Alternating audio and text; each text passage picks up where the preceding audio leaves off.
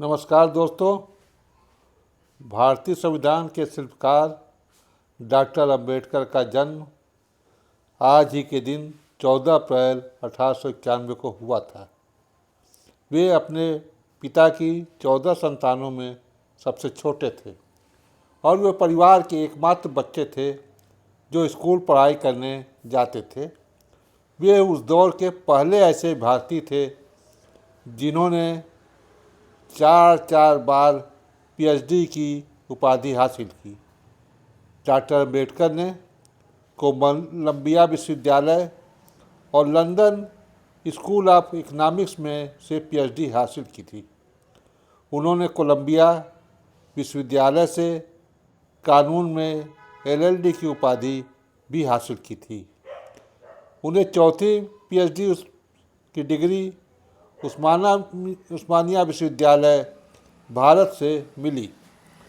इस तरह हम कह सकते हैं कि जो लोग आज अंबेडकर को खारिज करते हैं वे पढ़ाई के मामले में उनके पैरों की धूल भी नहीं थे।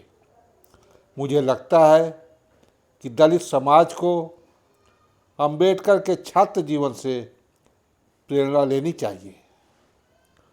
उनके चाहने वालों को उन्हें पूजने के बजाय पढ़ना चाहिए। यह मेरा विचार है। स्वतंत्रता से अब तक भारतीय लोकतंत्र ने बार बार उन खतरों का सामना किया है जिनके प्रति डॉक्टर भीमराव अंबेडकर ने 25 नवंबर 1949 को संविधान सभा में दिए अपने भाषण में सबसे पहले चेताया था। डॉक्टर भीमराव अंबेडकर ने 25 नवंबर 1949 को संविधान सभा में दिए अपने भाषण में भारतीय लोकतंत्र के लिए 3 बड़े खतरे बताए थे। ताज्जुब की बात है भाइयों कि ये सभी परिस्थितियाँ अतीत में देश देख चुका है और वर्तमान में भी इसके उदाहरण मौजूद हैं। उन्होंने पहला खतरा जनता द्वारा सामाजिक आर्थिक लक्ष्य हासिल करने के लिए अपनाई जाने वाली गैर संवैधानिक प्रक्रियाओं पर थी। अंबेडकर सामाजिक आर्थिक लक्ष्यों की प्राप्ति में संविधान प्रदत्त शक्तियाँ का प्रयोग जरूरी बताते थे। वे कहते हैं हमें खूनी क्रांतियाँ, अवज्ञा और असहयोग का रास्ता छोड़ना होगा। यहाँ अंबेडकर यह भी कहते हैं कि लक्ष्य हासिल करने के कोई संवैधानिक तरीके न हो तब तो इस तरह के रास्ते पर चलना ठीक है, लेकिन संविधान के रहते हुए ये काम अराजकता की श्रेणी में आते हैं और इन्हें हम जितनी जल्दी छोड़ दें हमारे लिए बेहतर होगा। संविधान निर्माता की लोकतंत्र के लिए यह पहली चेतावनी कितनी सही थी। आज़ादी के बाद हम इसके कई उदाहरण देख चुके हैं। नक्सलवाद का उभार साथियों, जम्मू कश्मीर की अलगाववादी समस्या आंदोलन, उत्तर पूर्वी राज्यों में चल रहे विद्रोही आंदोलन आज भले ही राष्ट्रीय स्तर पर हमारे लोकतंत्र के लिए खतरा न हो, लेकिन जहाँ भी ये विद्रोही गतिविधियाँ चल रही हैं वहाँ लोकतंत्र देश के बाकी हिस्सों की तरह मजबूत नहीं है। उन्होंने दूसरा खतरा यह बताया कि भारत राजनीतिक लोकतंत्र के साथ साथ सामाजिक लोकतंत्र का भी विकास करे। उनका मानना था कि यदि देश में जल्दी से जल्दी आर्थिक सामाजिक असमानता की खाई, अमीर गरीब के बीच की खाई नहीं पाटी गई, यानी सामाजिक लोकतंत्र नहीं लाया गया, तो यह स्थिति राजनीतिक लोकतंत्र के लिए खतरा बन जाएगी। उन्होंने अपने भाषण में कहा है कि राजनीति में हम एक व्यक्ति एक वोट के सिद्धांत को मान रहे हैं, लेकिन सामाजिक और आर्थिक ढांचे की वजह से हम अपने सामाजिक आर्थिक जीवन में एक व्यक्ति की कीमत एक नहीं मानते। हम कब तक हमारे सामाजिक और आर्थिक जीवन में समानता को नकारते रहेंगे? यदि हम लंबे अरसे तक नकारते रहे तो ऐसा करके अपने राजनीतिक लोकतंत्र को खतरे में डाल रहे होंगे।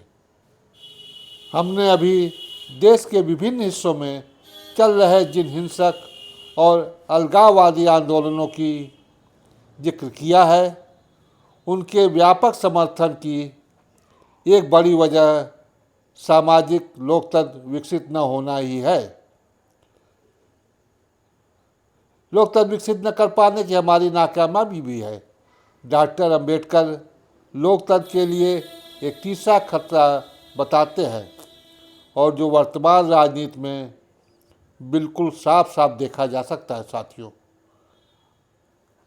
अंबेडकर ने संविधान सभा में माध्यम से आम लोगों को चेतावनी दी थी कि वे किसी भी राजनेता के प्रति अंधश्रद्धा या अंधभक्ति न रखें, नहीं तो इसकी कीमत लोकतंत्र को चुकानी पड़ेगी। उन्होंने यहाँ राजनीति में सीधे सीधे भक्त और भक्ति की बात की है। वे अपने भाषण में कहते हैं, महान लोग जिन्होंने अपना पूरा जीवन को समर्पित कर दिया, उनके प्रति कृतज्ञ रहने में कोई बुराई नहीं है। लेकिन कृतज्ञता की भी एक सीमा होती है। दूसरे देशों की तुलना में भारतीयों को इस बारे में ज़्यादा सचेत सतर्क रहने की ज़रूरत है। भारत की राजनीति में भक्ति, आत्मसमर्पण या नायक पूजा दूसरे देशों की राजनीति की तुलना में बहुत बड़े स्तर पर अपनी भूमिका निभाती है। धर्म में भक्ति आत्मा की मुक्ति का मार्ग हो सकती है, लेकिन राजनीति में भक्ति या नायक पूजा पतन का निश्चित रास्ता है और जो आखिरकार तानाशाही पर खत्म होता है। अंबेडकर ने उस समय गांधी, नेहरू और सरदार पटेल के लिए जनता में अंधश्रद्धा देखी थी। इस स्थिति में ये नायक किसी सकारात्मक आलोचना से भी परे हो जाते हैं और शायद यही समझते हुए अंबेडकर ने अपने भाषण में राजनीतिक भक्ति को लोकतंत्र के लिए खतरा बताया था। बदकिस्मती से भारतीय राजनीति में यह बीमारी काफ़ी गहरी है। क्षेत्रीय स्तर की राजनीति में तमिलनाडु के दिवंगत मुख्यमंत्री एम.जी. रामचंद्रन, जयललिता, आंध्र प्रदेश के एन.टी. रामाराव, महाराष्ट्र के बाल ठाकरे इसके सबसे बड़े प्रतीकों में गिने जा सकते हैं। राष्ट्रीय स्तर पर स्वर्गीय श्रीमती इंदिरा गांधी एवं वर्तमान में हमारे प्रधानमंत्री श्री नरेंद्र मोदी जी। एक समय इंदिरा इज इंडिया एवं इंडिया इज इंदिरा तक कहा गया था। वर्तमान प्रधानमंत्री नरेंद्र मोदी के कट्टर समर्थकों के लिए सोशल मीडिया पर प्रचलित भक्त शब्द अब आम बोलचाल की भाषा में भी इस्तेमाल होने लगा है। सोशल मीडिया में यह स्थित है कि प्रधानमंत्री की आलोचना पर किसी को भी हजारों गालियों की पढ़ने की पूरी गारंटी ली जा सकती है।